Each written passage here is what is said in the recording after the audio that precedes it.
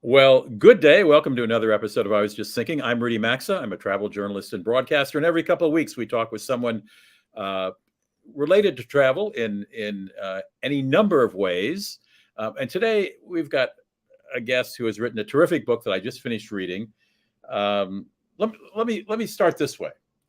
If I were a travel agent and I suggested your next vacation might want to be to visit how about a no man's land behind razor wire and fences where passenger jets rust on the runway? Or how about a clearing in the woods so poisoned by arsenic that the trees can't even grow there? Or an zone that surrounds the wreckage of a nuclear reactor? Or the shrinking sea whose beach has been formed by the bones of fish that once swam in waters there? Most of those words are written by my guest. Her name is Cal Flyn. She has visited all those places and more in preparation for a book called Islands of Abandonment. The subtitle is Life in the Post-Human Landscape. This is one of the most unusual. Cal, welcome to the show. Hello, thanks for having me. Webcast. We are reaching Cal, by the way, in her home in the Orkney Islands, which is in northern Scotland. She is Scottish. And I've got to say, Cal, this is one of the most unusual topics I have ever heard of for a book. These places that people have abandoned, and in most cases, nature has taken over. So I've got to ask you, what in your past or in your work history prompted you to take on this subject? That's a really interesting question, and I think it's kind of a hard one to answer, but I don't think I'm alone when I look at images of, sorry, I got a bit of feedback there. When I look at images of, I don't know, ruined places or derelict sites and see the sort of ivy growing over them and the various weeds coming up in all different colors and find that sort of weirdly, sort of perversely attractive. And I think, I was very interested for a long time in the impact of humans on the environment, and abandoned places are really sort of key way of studying how, after we stop acting on environment, the implications continue to spool out for many years afterwards, and decades and even centuries. But most people want to write about lovely beach places, or beautiful mountains, or incredible canyons, or breathtaking deserts. You're saying you're fascinated by what happens after places are basically, well, the word's abandoned. There's no better word, just left to the elements, and who cares? Yeah, there's something very attractive about these places. I wrote a little bit about the impact that they can have on your mind, on your psychology, and the way that it can somehow feel very freeing. And there's a sense almost of like the sublime that you might have if you're up on a high mountain or on a great cliff, that sense of time passing and things just being so much larger than you, the forces of nature being so much more enormous than you. And I think in abandoned places, what you see is almost like the passage of time made real. So there is something terribly romantic about them. Well, I will say, I don't know that if romantic would be the word I would apply to those places, or your definition of them. But what should be a dark book? If when I began it, thinking, oh no, this is all these grim places that are overgrown with wrecks and pollution, etc. These places are suffocated by oil spills and bombs that contaminate. They're dark subjects. They're not happy things that happened in most of these places in the long run. But you really did look at how they can be rehabilitated through natural ecological processes. And I want to quote you: how a place that's been altered beyond recognition and all hope seems lost, or when it's a place that's been altered beyond recognition and all hope seems lost, it might still hold the potential for life of another kind. And that is what you found. Now, you write about a dozen different places in your book, and you and I picked 5 of them to talk about, and we have photographs of some of them. Let's start with probably one of the most famous places that it will surprise no one that there's not a lot of people there, which is Chernobyl in northern Ukraine on the Russian border. When, of course, the nuclear meltdown happened. You went there. I know tourists can go there now. I know there are guided tours of Chernobyl, and there, in fact, as you found, still some people living there. Um, describe, you said 70% of this is now forest, but describe what you found when you got there that surprised you. Sure. Yeah. I mean, the first thing that surprised me was how easy it is to access Chernobyl. You do need to go in with a guide, and you need to hand in your passport and so on and so forth. But the immediate surprise is that the majority of the zone is now pretty safe in terms of radiation. And that's because of the decay of the radioactive contamination.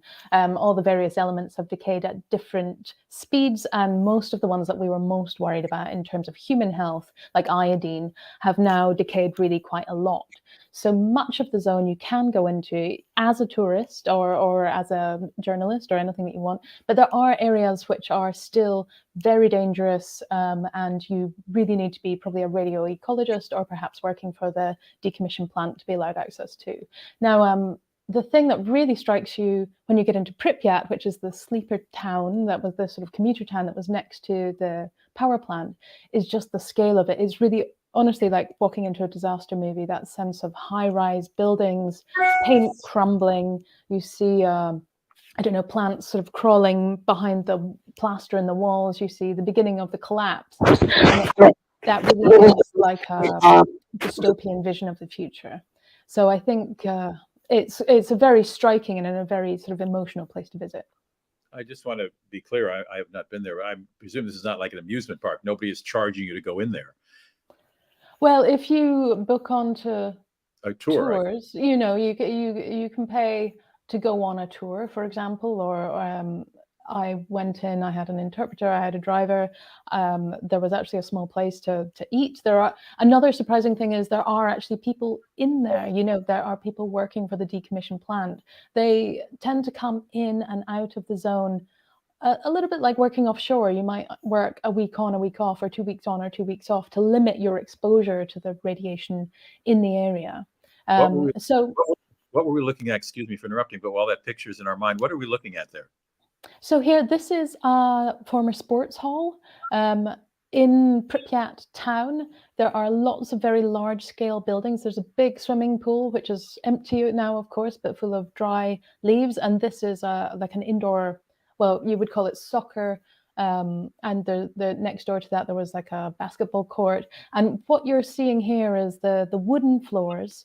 The gymnasium floors have gone soft. They've soaked up all the rainwater that's come through the broken windows, and they are sort of slowly being colonized by various plants. Silver birch is one plant that's very good at basically finding toeholds wherever it can get tiny roots in. So that's silver birch growing right there in the middle of the old gymnasium floor. Right up through the floor. That's incredible. Now, were you there? It looks like you might have been there in the winter. Would there be leaves on those trees in warmer weather?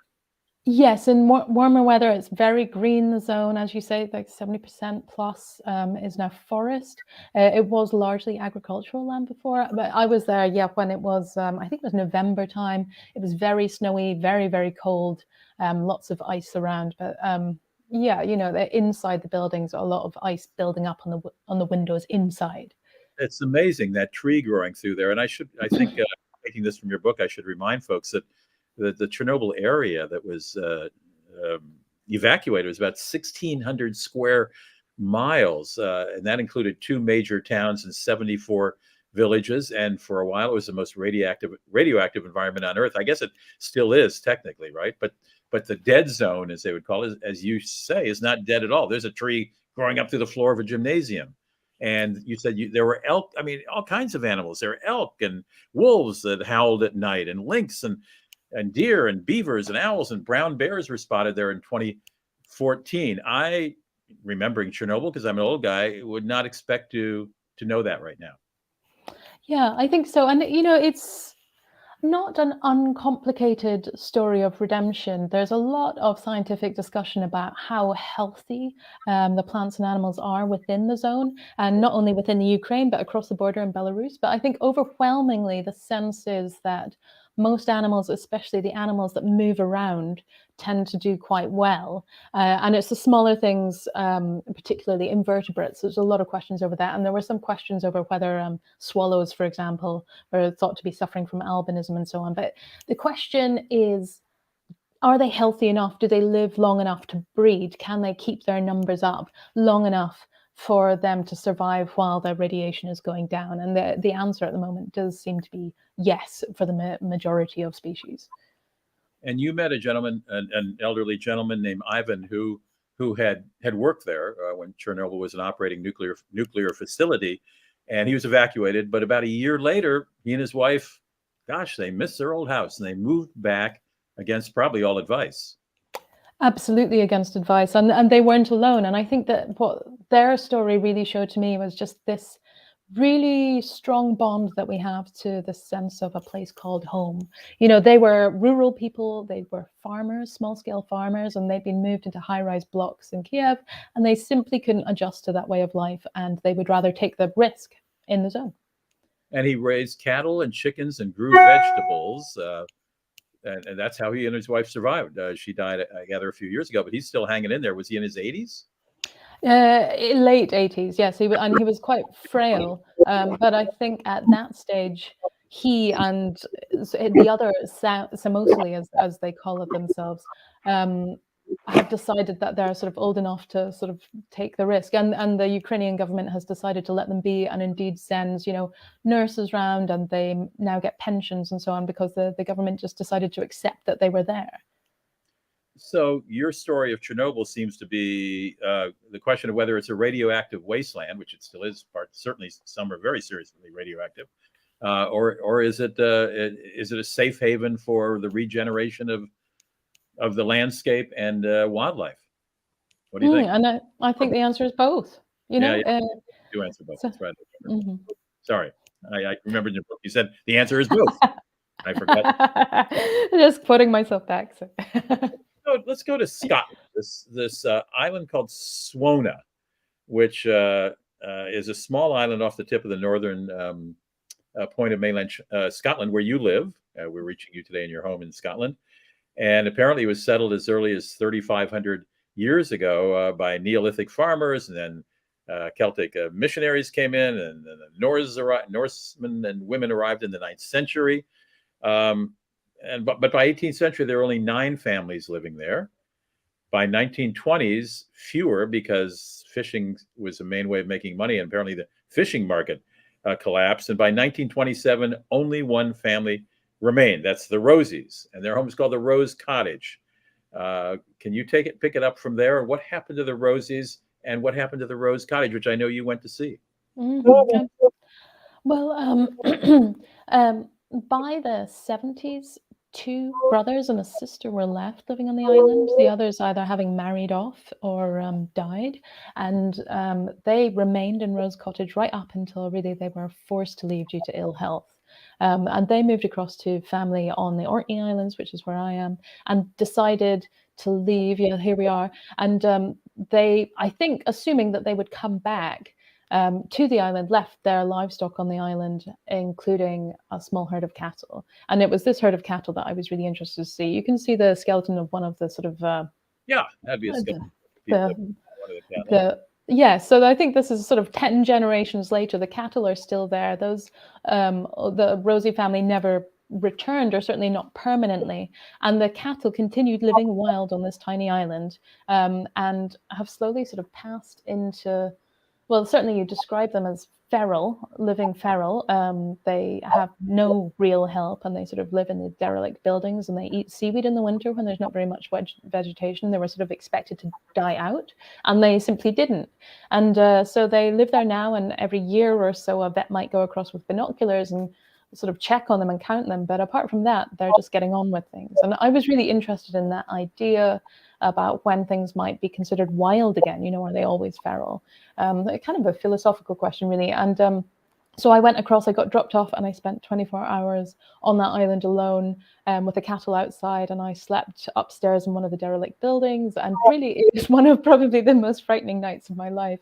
I think this extreme solitude that you find in a place like this really does something quite strange to the human mind. I knew that I wasn't really rationally at very much risk, but yet somehow I couldn't sleep, I couldn't really eat, so I just felt really wrong, this sense of being extremely alone and exposed. And as you can see in that photo, it's this kind of landscape up here. We're quite far north, there's not a lot of trees, it's very windy, so you do feel exposed in all senses of the term word. And while I was walking around, it was breeding season. I thought that was going to be lovely and delightful and see all these beautiful birds everywhere, which I did, but the birds were not happy to see me at all and kept attacking me. And so I did have this sense of being completely under siege in all directions. Every time I left the house, I'd have birds sort of coming at me, scratching at me, stuff like that. It was quite Hitchcockian, really. And in fact, you hoped you were alone, didn't you? Because at night when you went to sleep, you thought you heard footsteps all over the house. I don't know if it's a wild animal, an animal, or a very big bird somewhere upstairs, but you got out of bed thinking maybe I'm not alone here, and it turns out you were, fortunately. But I want to get back to the cow in just a minute. The family, though, interested me because in 1957, yeah, a journalist went back and sort of did apparently a magazine piece and called the Silent Woman of Swona. There were the twin brothers living there at the time, and their sister Violet. And apparently Violet had not spoken to anyone except for her twin brothers for 20 years. And she really only whispered. That's it. I think the article kind of upset the family because they were like, oh, she's fine, but I think they were in such a tiny community. I think she wrote every so often to family friends, and certainly she never married, but she was extremely shy. And of course, living that lifestyle, you just don't come into contact with very many people. So it was an extreme way of living. And you did not sleep in the Rose Cottage. Apparently it was in more disrepair, or crumbling. No, nobody was repairing anything.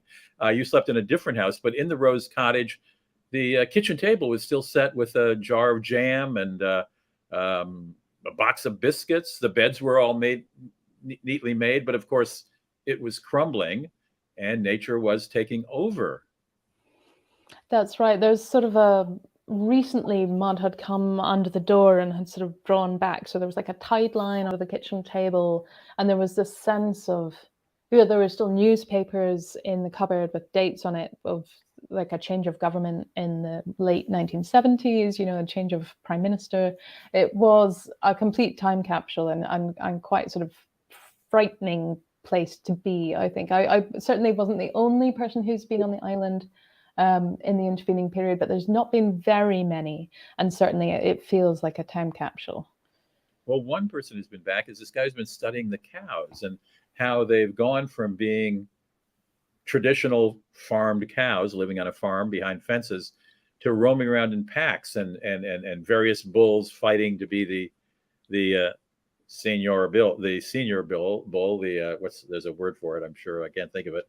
But they really have formed their own, a whole different society. They act totally different than any cows that most of us are familiar with. And that, you said, is fascinating to you. What's tame, what's wild, and how long does it take something that tame as a cow that just sort of flies around all day and eats grass to roam around an island, become wild, to fight each other for superiority or for a mate? And they're already starting to do that just within 4 generations or so. Yes, absolutely. I mean, this is a Lord of the Flies for cattle. They they had been, real pets. There's pictures of them, and they're pulling plows or they're being milked. There were these like multi-use cattle because there was a small number of them, and so they used them for everything, and they were big, powerful animals. And you see like the rosy women sort of leading them around and patting them. It's really lovely in the archive pictures. And then suddenly you've got these sort of rampaging around the island, sorting out their social structure in quite an extreme way. I was really interested in that, like how much of that is instinct? How much of that are they making up as they go? How much of this wild animal, like the ancient aurochs, lives on in them through their genes and through their instincts? If you've just joined us, my guest is the author of a book called Islands of Abandonment. Her name is Cal Flyn. Very interesting spelling, C-A-L, Cal Flyn. The subtitle is Life in the Post-Human Landscape. And in the course of this nonfiction book, which came out just last year, She and is now available in the United States. There. That's the U.S. version. That's the cover for the U.S. version. Yeah, Tommy's got it. You can put it up there, Tommy, for a second. Cal visited 12 places in the world that have been abandoned by human life, and for all kinds of reasons, whether a volcano exploded or a nuclear reactor melted down, or it just became too polluted to live in, or too lonely to live in, as we were just discussing. I should tell you, and I didn't say it at the beginning, this interview is being conducted live on Thursday, February 17th, 2022. I say that because these will stay on, I guess, beyond my life, maybe even Cal's life, on Facebook and YouTube. I don't know what happens to these things. I mean, does YouTube get a notice saying Rudy just died? No, nobody died. They'll keep it up there. My great grandchildren will be. Anyway, I just tell you that we're not doing a lot about COVID, but I should tell you we are still talking in the time of COVID, but it may not, unlike many of our conversations with travel guests, it's not really relevant to our subject. So let's leave your home country of Scotland and come closer to America, to this ship graveyard known as the Author Kill, which is in a tidal strait that separates New Jersey from Staten Island, New York. This is, and I'm going to read. One thing I love about Ms. Flyn's writing is she is so good at similes and descriptions, which something as a writer I manage, but not as well as she does. So let me just read one line in the opening of the chapter about the Author Kill. She's referring to the ships that you just saw in that photo. If Tommy will put it back up, you call it, quote, masked corpses emerging haggard from the depths, the ghosts of industry past. Now these, unquote, I mean, that's beautiful. I mean, these lines are all throughout this book because the author had to describe a lot of places and a lot of places with vegetation and so on, and she manages to do it in very poetic ways and very adroitly, which is probably why this book is right now, as we speak, a bestseller in the UK, and is up for a couple of prizes for nonfiction books in that part of the world. More than 400 boats apparently discarded from a nearby scrapyard, just there. What was there a plan? Do you know, Cal? Is there any plan to ever bring them up? I know you can describe the dangers of bringing up old ships like that are on the bottom, but what was the plan here? Why is it like this?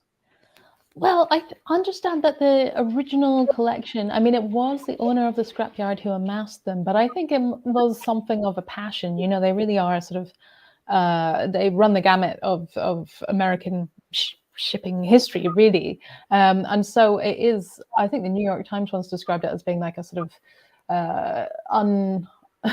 not on purpose museum of maritime history. And I do think that is kind of what he was going for, but the original owner of them died a number of years ago, and his son inherited the business, and he has been sort of chipping away at this collection. He is scrapping them, and they are very slowly disappearing, but there's really a lot of them are still left over. So people who are into this kind of thing, the sort of urban exploring or taking photographs of this kind of rusting wreckage, there's lots of people who are into that kind of idea of decaying beauty or beauty in decay.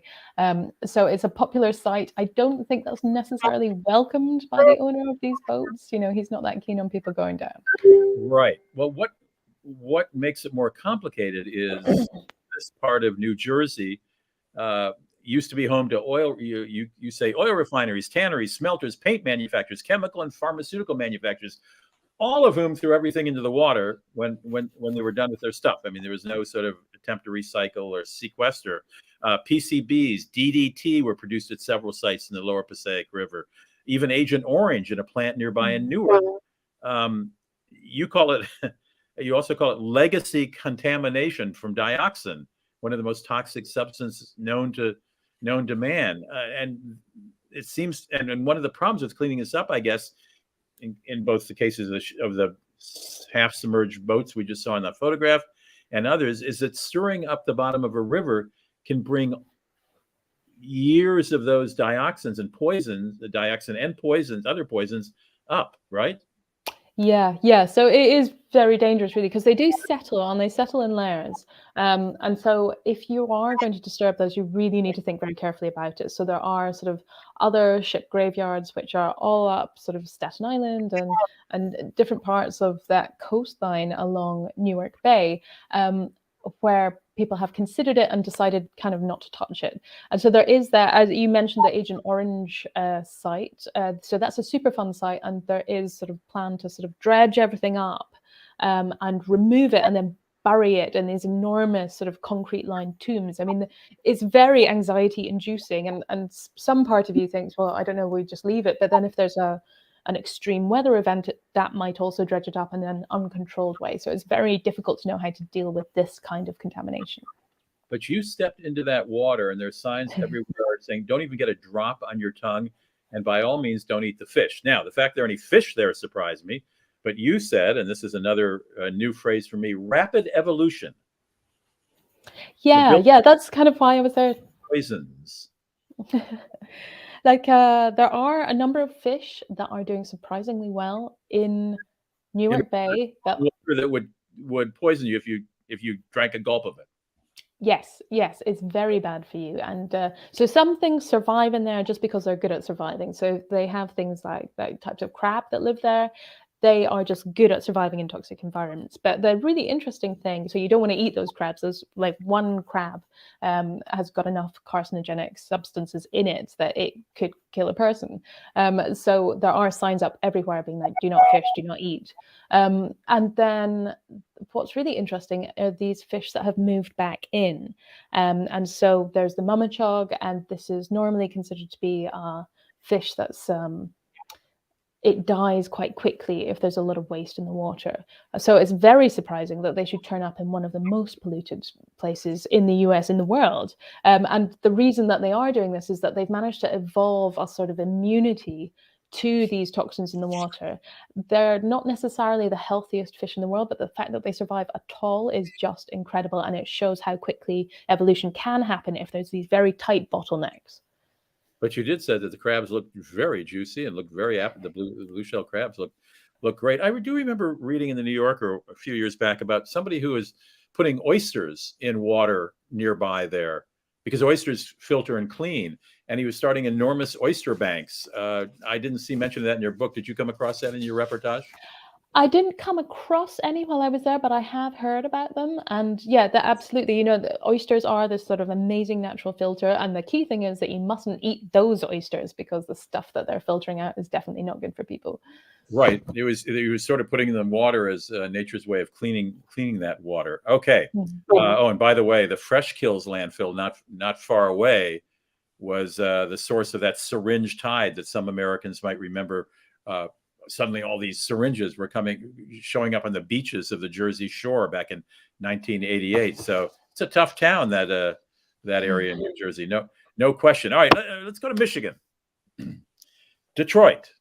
Now, Detroit is, I will tell you, to most of us who live in the United States, is presented in the media as a city that's redeeming itself, that's coming back, that's gleaming.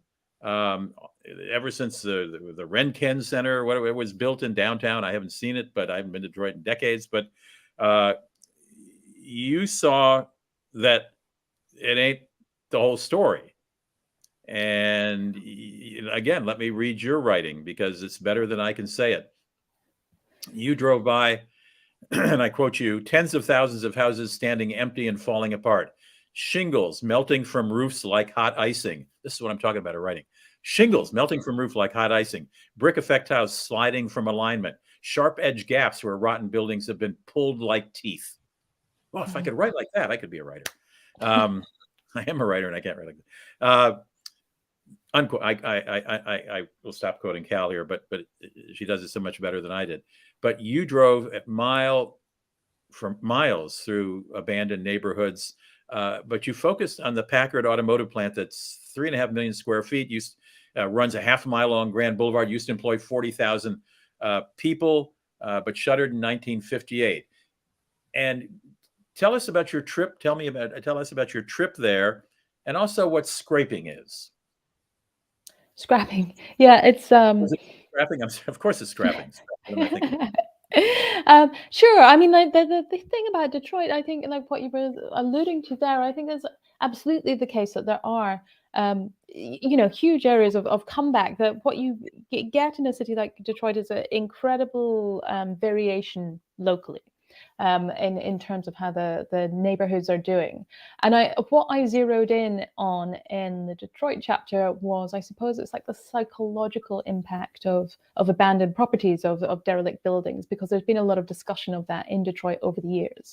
And there is a lot of study that abandoned buildings have an almost contagious effect, in as much as if your building is abandoned, the ones around it are more likely to become abandoned. And there are sort of physical risks too, that they're more likely to burn, there's more likely to be crime going on, and more so than that, there's this psychological sort of chilling effect, because people feel fear that this is somehow some kind of uncontrolled space. And so in Detroit, there's been a big push to knock those buildings down, and really thousands of buildings have been knocked down. You get what is now called urban prairie. And my feeling about Detroit, I actually had a wonderful time in Detroit. It's such a friendly city. But I went into the Packard plant with the local Michigan Humane Society, because I was out with the dog catchers, and they've got kind of amazing access to places that you aren't really able to go into anymore. And just the scale of these old industrial buildings is something else, and I think nobody really knows what to do with them. There's been a lot of discussion about the train station at the heart of the city, but then there's all these older buildings, and really the amount of effort and money that you need to pump into them to bring them back to life is kind of more than anyone can really part with. And so that's interesting. There's all these sort of white elephant buildings. Tommy, do we have a picture of inside the Packard plant there? I think there was a guy with a gun. Is that the guy looking for wild dogs, or is he not carrying a gun? Is that just a It's stick? not it's not a gun, it's a stick with a sort of hoop on the end to catch wild dogs. So That's um and they go in these buildings looking for wild dogs in these abandoned buildings.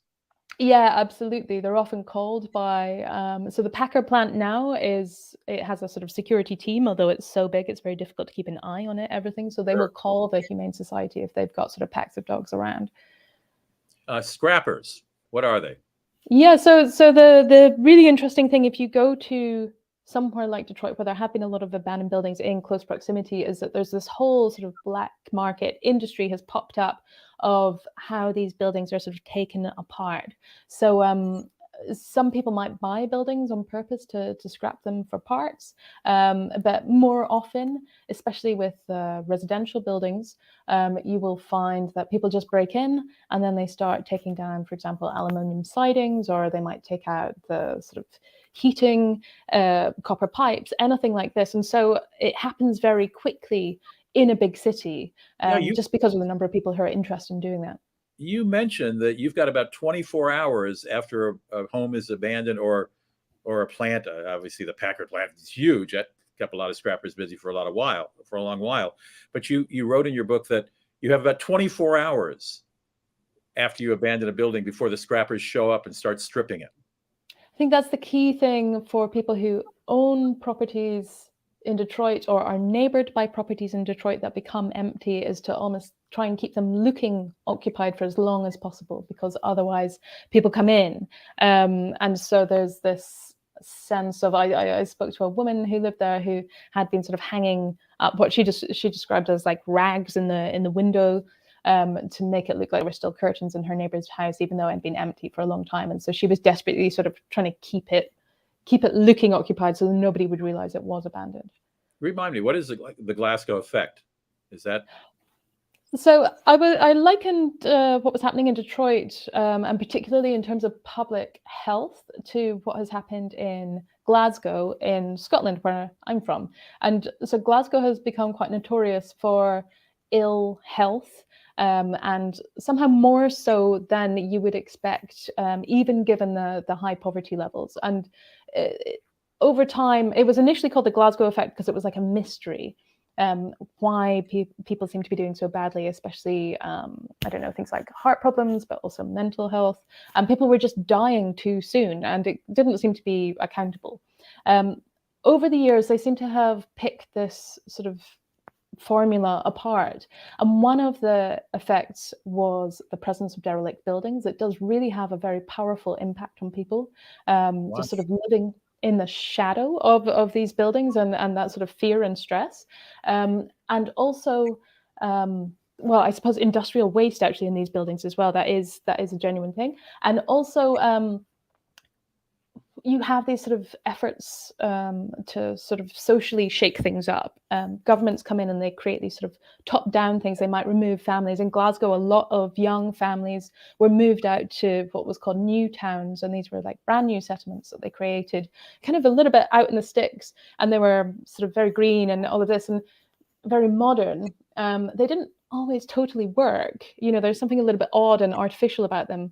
And then that meant that the people who were left in Glasgow lost something of the social fabric that had held the city together. So that was like neighbors who knew each other. If you all get picked up from tenement blocks and put into a high-rise building, you might suddenly not know your neighbors anymore when your families have been living there for generations. And I think kind of similar things had happened in Detroit in the past, efforts to build particular projects. So there were neighborhoods. Black Bottom was raised and sort of replaced with buildings trying to help, but that didn't necessarily help in the end, because these are problems that are quite complicated to unpick. And also, one of the things that keeps people living longer is a strong social network. And when you pull them out of their social network, even if it's a pretty shabby place you're living or it's a pretty shabby social network, it has to affect you. So that's the Glasgow effect is one phrase I learned, and the other, and we'll move on in just a moment, is the domocology, the study of the life cycle of buildings. I didn't know domocology was a word, that it existed, and that we were studying the life cycle of buildings. Could you give me one paragraph on how you study the life cycle of buildings, or why it's important? Sure. I guess it's a big question now when we have, I don't know, almost like throwaway buildings, and what we do with the materials of them, how they become reinvented. And I guess I became interested in it because I was thinking about that sort of scrapper circular economy. The buildings fall apart, the scrappers take them apart, and then the copper and the aluminium and the iron all returns to the economy, ready to be put back into a new house. Like that. It seemed to me kind of a poetic idea. Okay, it's we call them strip malls in America. Some of them. All right, our last place I wanted to talk to you about is the photograph is of an abandoned police station in Plymouth, which still is perhaps the capital city of the island, or capital town of the island of Montserrat in the Caribbean, and it was evacuated due to a volcanic eruption in 1996. And fortunately, because we know a little more about volcanoes and seismology than they did in Italy at the time, or what is now Italy, it didn't turn into Pompeii, though it very easily could have turned into Pompeii. As you said, locals had seen Armageddon and lived. The capital city was buried under 5 inches of ash. So you went there because you wanted to see what was left of Plymouth, whether there was any signs, whether there were any signs of life there, were any people living there. What did you find? So more than half of Montserrat is within a kind of an exclusion zone. There are a number of exclusion zones, and the biggest one around the volcano is Zone V, which is very dramatic. And then you have Zone C, which is like an area that you can go into only during the day, and Zones A and Zone B, which you can live in according to the sort of sense of how dangerous the volcano is at any particular moment. And in Zone V, you have the remains of the city, much of which is under, like 2 stories of ash. And so you can maybe see the spires or the roofs of buildings, or those like high-rise buildings. You can see the upper stories of them, but most of the city is completely unseen. Yeah, you said you went into the town of Plymouth and you were standing 40 feet above what used to be the center of the city. That's right. This happened 22 years ago, though, Cal. Are people can't go back? They can't dig it out and resurrect the city? Oh, by the way, let's explain the picture before you answer that question. What do we have here? So as you sort of get out of the area where most of the ash has flowed through, you have overgrown areas. This is actually the former police station, so it did have some ash come through, and now these ferns are growing in the ash. It's acting kind of as a kind of soil, really. So that's just looking through the blinds into the old police station, just on the edge of the center of town. All right, well, let me repeat it. This eruption was 22 years ago. The volcano is still a potential danger? Obviously. Potentially, yeah. I mean, it's been rolling on for such a long time. It's been quiet for quite a while, but I think it's very strongly felt that it still could be a danger long into the future. In areas like Zone C, where you can go in just during daylight hours, people are actually choosing to continue to pay off the mortgages on these houses, which are many of them are quite overgrown. But it's with this sense of hope that maybe the volcano will quieten down. But it arrived very very suddenly and shockingly. They had been aware of hot springs and so on. There had been sort of historic volcanoes, but the volcano that is there now, that is this enormous mountain, appeared, overnight and suddenly was like above their capital town. So it was quite an extreme experience for them. And you're right that 4,000 people did escape with their lives. I think only very few people were killed, about 9 or so. 9 died, and these were people who, it tended to be people who were farmers who had been evacuated for very long periods of time and were very anxious about their property and often their animals. So they were going in against advice, but choosing to kind of, I don't know, they felt so responsible. So that's the reason that some people were within the zone. A secondary eruption hit them when they went back in? Yes. So it was really a period of years when there would just be eruption after eruption, often in different directions. And an eruption came just very fast. This is pyroclastic flow, so exactly the kind of eruption that hit Pompeii. This is dust, ash. It's not slow-moving lava. It is very fast. It's a new word to me as well. Pyroclastic flows. I mean, we tend to we see pictures in Hawaii of lava flows going into the ocean every once in a while when a volcano belches. But pyroclastic flows, apparently you can't outrun them. And if it gets hold of your ankles, you are burned to death within seconds. It must be a very painful way to go. That's a stupid thing to say. Obviously, it's a very painful way to go. But that was a new one to me. And that may have gotten farmers, huh? Yeah, well, I think so. It's very difficult to prepare for something like that. It reminded me of Krakatoa, excuse me, in Indonesia when it erupted long ago. I don't remember what year that was. I don't know if I put it in my notes, but it killed it killed thousands of people and affected the weather around the world for a long time. And then I started thinking, and then you touched on it, Yellowstone National Park, one of our favorite national parks. But I think some Americans know, but I think not a lot know, or they maybe have forgotten that it's one of those super volcanoes that is only expected to erupt once every 100,000 years, but it hasn't erupted yet. And when it does, the temperature is going to drop. Where I wrote this down for your notes. Yellowstone eruption would be the greatest catastrophe civilization's ever seen. Millions of people would be killed instantly. All of North America would be blanketed in ash, poisoning water, devastating agriculture for years. Temperatures would plunge by 56 degrees for a decade or more. Is that around the world or just around Yellowstone National Park?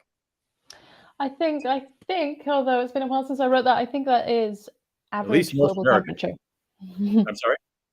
I think that's average global temperature, but it might be North America. I mean, I live in the United States, and the Yellowstone National Park has always been someplace I've wanted to visit, but I might as well go visit because if it erupts, even where I live in Minnesota, which is, I don't know, 1,000 miles away, not going to do me much good, is it? No, might as well, have front row seats, I think. Yeah, right. And then the next Cal Flyn in 2 generations will come and see what happened over here in North America. Well, you have, even one detail I remember, that even when you were standing in the ash above the town of Plymouth in Montserrat, you and your guide had the car running and pointed in the direction to exit the entire time you were there, because there were people monitoring the seismic activity inside that mountain volcano. And that if they had detected any, you would have had like 90 seconds to get out of there. That's frightening. Yeah, you have to have a police escort to go in, and you need to go in with a local guide who knows all of these rules, and you are constantly in connection with the local seismologists. Cal Flyn is the author of a book you have got to read. And I know it sounds like a dark subject. I mean, I thought so when I thought, well, this is a pretty dark subject. Has to do with travel, because she traveled to 12 places around the world that have been abandoned by people to see what happens after people leave, excuse me. And what she found was quite heartening, actually, though none of us particularly want to experience it in our hometowns. Do you have the, I've got the cover that was from Scotland and the UK. You've got the American cover. If you go to, just go to Amazon.com and type in Islands of Abandonment or Cal Flyn. You'll see the unusual spelling of her name at the bottom of the book. Cal is C-A-L. Last name is Flynn. Until I got the book, I thought I was interviewing a man, but it's not. He's clearly not a man. But what I wanted to read, Cal, is on page 330. I wanted to end with this.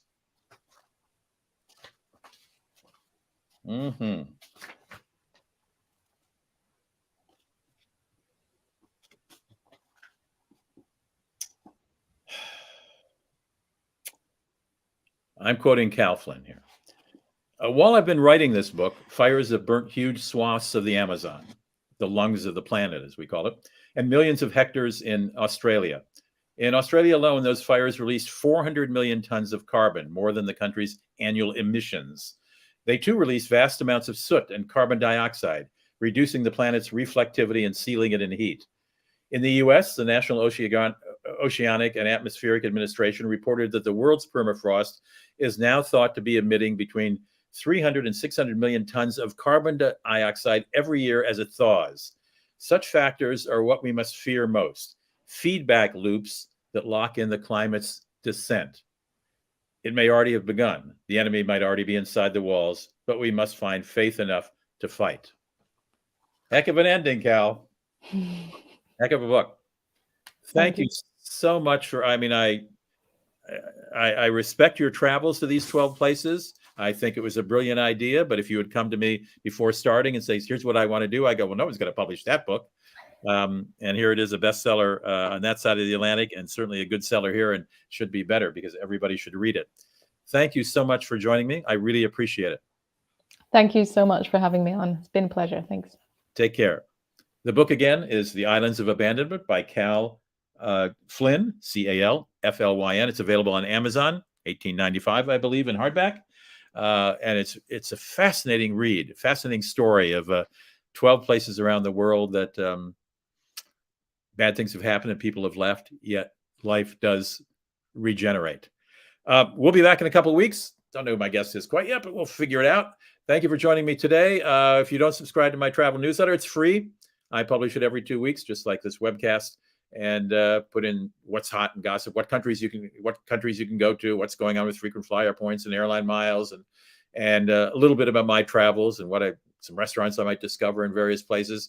Feel free, just go to maxatours.com. That's M-A-X-A, maxatours.com/newsletter, maxatours.com/newsletter. Put in your full name and your email, and you'll get it. We don't give your email to anybody else. You're not going to be besieged by a bunch of junk. Just every 2 weeks, you'll get a bit of what I would like to think of my wit and wisdom, but I'm sure it's much more prosaic than that. At any rate, thanks for joining me today, Thursday, February 17th, 2022. If you're watching later, this is a book that is actually timeless. So pick it up. Thanks so much. See you in a couple of weeks. Bye-bye.